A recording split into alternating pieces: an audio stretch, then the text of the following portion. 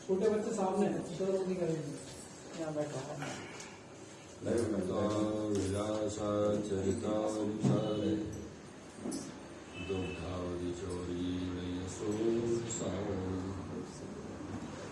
कुमारितानन्दित घोषणारी मम प्रभु श्री वीराय मम प्रभु श्री वीराय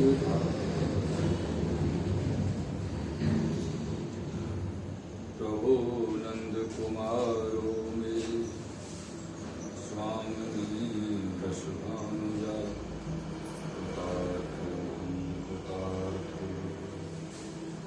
कृतार्थो हम न संशयो। श्री गिरिराज महाराज की जय। श्री कृष्ण कन्हैया लाल की जय। श्री गोवर्धन नाथ की जय। श्री गुरुदेव महाराज की जय।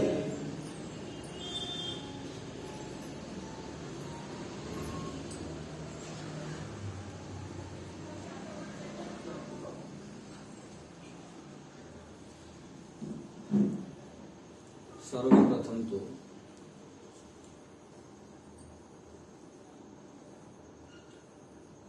श्री भगवत चरणारविंद चरण शरण अनुरागी अत्र उपस्थित समस्त भगवत भक्त प्रियजनों को हमारा प्रणाम।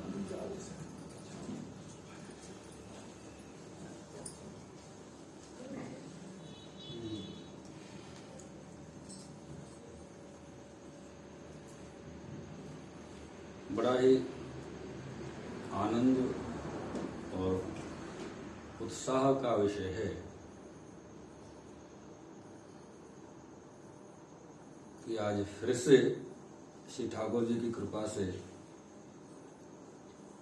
आप और हम सब एकत्रित हुए और भगवत गुणानुवाद का आनंद लेने के लिए यहाँ उपस्थित हुए हैं।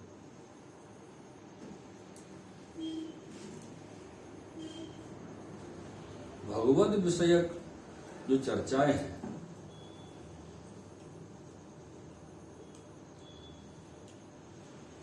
फिर चाहे वो ज्ञान संबंधित हो या भक्ति से संबंधित हो,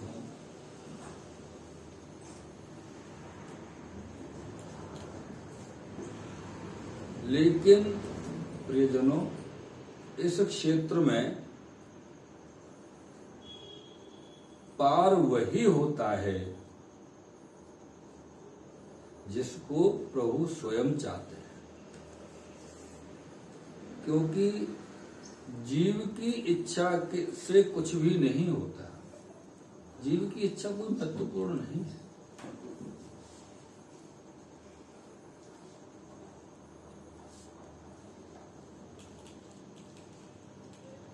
अगर जीव की इच्छा महत्वपूर्ण हो जाए तो फिर तो जीव पता नहीं क्या कर डाले।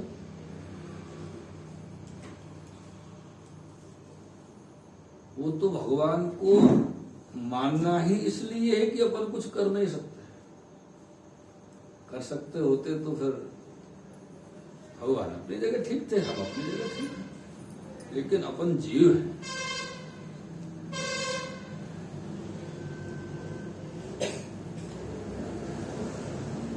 साधारण जीव। साधारण का अर्थ ये नहीं है कि हमारा भगवान से कोई संबंध नहीं है।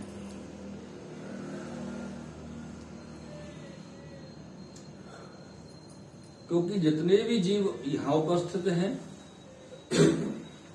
या समस्त संसार में जहां भी जो जीव स्थित है, वो जीव का अर्थ मानव मात्र से नहीं, जीव मात्र से।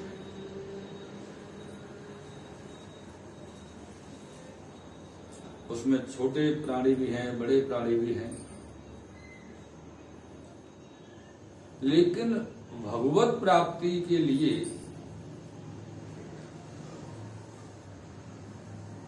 भगवदानंद के लिए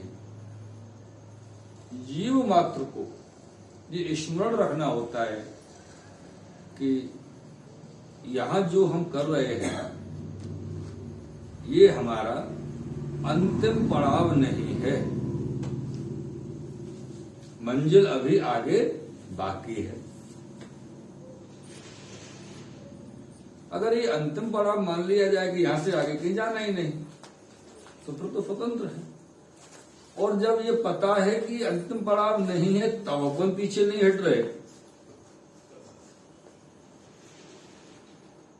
तब भी बहुत कुछ कर लेते हैं जो कि नहीं करना चाहिए। द्रव्य सभी के जीवन की आवश्यकता है, सभी को जरूरी है, लेकिन द्रव्य इस प्रकार से प्राप्त किया जाए जिससे किसी के भी मन को कोई प्रकार का क्लेश न पहुंचे और हमारे हृदय को आनंद होता रहे, वो द्रव्य आपको सदैव सुख पहुंचाएगा।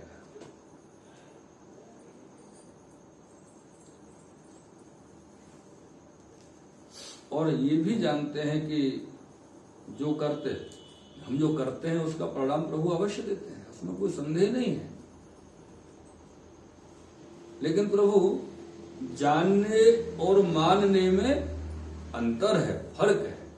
जानते तो हैं लेकिन मानने को तैयार नहीं है शायद। मान लेंगे तो सिद्धि प्राप्त हो जाएगी,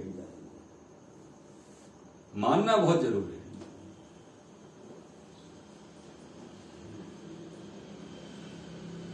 जो पूर्व समय में, पूर्व काल में अनेक भक्त हुए हैं भगवान के, और अगर देखा जाए तो नंद बाबा और मैया यशोदा ऐसे ही थोड़ी ठाकुर जी इनके गोद में आकर के विराजे सर।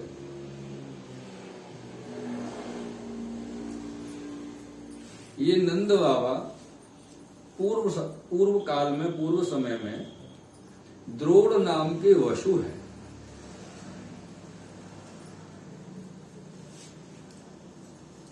और श्री यशोदा जी इनकी पत्नी है, जिनका नाम है धरा।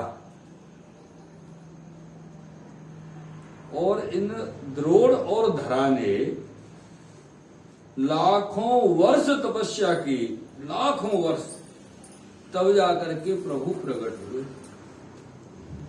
और इनसे कहा कि आप कुछ वरदान मांग लीजिए।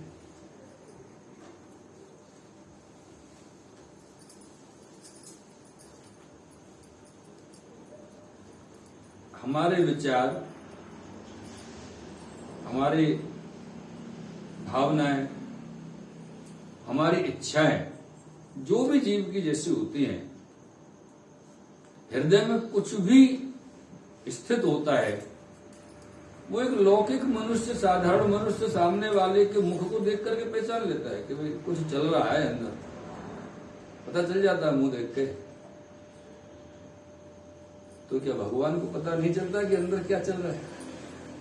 अगर उनको ये पता चल जाता कि द्रोण और धरा कुछ लौकिक चाहने वाले हैं, कुछ लौकिक मांगने वाले हैं, कुछ लौकिक में जाने वाले हैं, कुछ लौकिक विचार कर रहे हैं, तो प्रभु पधारते ही नहीं।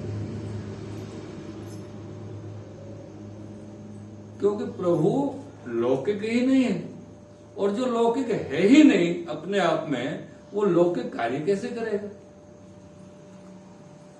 प्रभु तो स्वयं में अलौकिक है।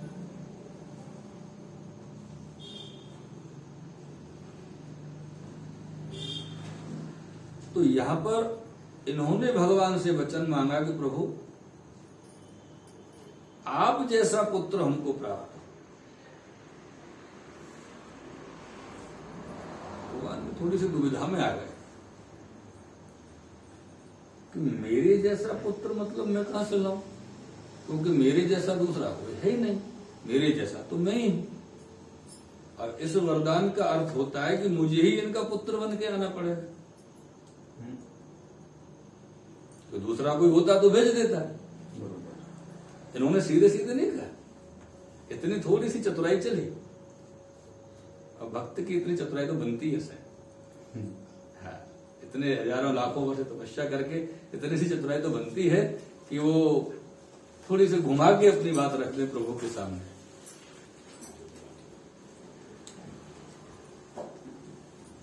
और भगवान भी इस बात को जानते हैं। लोग एक बात कहते हैं कि भगवान की दृष्टि में सब एक है, कोई अंतर नहीं है किसी के लिए, ना कोई अच्छा है और ना कोई बुरा है, ऐसा लोग कहते हैं। ऐसा शास्त्र भी अनेक जगह पर कहते हैं। लेकिन प्रियजनों, अपने का पक्ष तो सभी लेते हैं, अपने का पक्ष तो सभी लेते हैं। कितना भी न्याय से चलने वाला कोई है, किसी के साथ गलत नहीं करेगा, लेकिन अपने का पक्ष जरूर रखेगा। और वो तो परम ब्रह्म है, साक्षात पूर्ण पुरुषोत्तम है साहब।